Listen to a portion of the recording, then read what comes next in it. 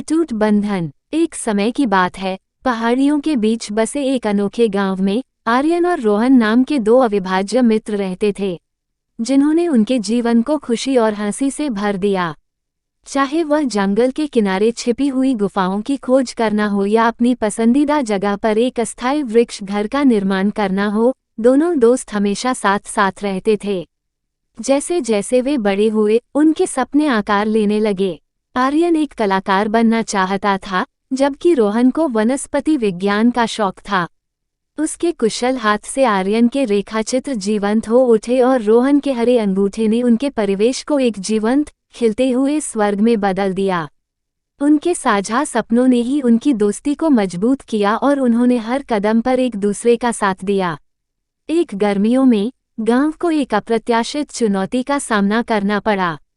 भीषण सूखे ने ग्रामीणों की आजीविका को खतरे में डाल दिया और आर्यन और रोहन को पता था कि उन्हें कुछ करना होगा। अपनी अद्वितीय प्रतिभा से आकर्षित होकर उन्होंने एक योजना तैयार की।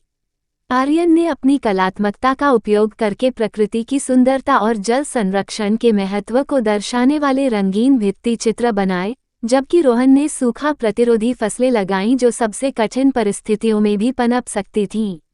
उनके प्रयासों ने पूरे गांव का ध्यान खींचा और अन्य लोगों को भी उनके साथ जुड़ने के लिए प्रेरित किया। ग्रामीणों के संयुक्त प्रयासों से सूखे पर काबू पाया गया और गांव एक बार फिर से समृद्ध हुआ। आर्यन और रोहन की दोस्ती ने न केवल ग्रामीणों के जीवन को प्रभावित किया बल्कि पर्यावरण पर भी स्थायी प्रभाव डाला। जैसे जैसे साल बीतते गए, आर्यन की कला को गांव के बाहर भी पहचान मिली और रोहन के वनस्पति ज्ञान के कारण टिकाऊ कृषि तकनीकों में सफलता मिली।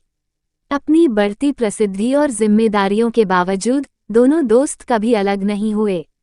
वे अपनी जीत, चुनौतियां और हंसी साझा करते रहे, हमेशा एक दूसरे को उनके द्वारा साझा किए गए अटूट बंधन की याद दिलाते रहे।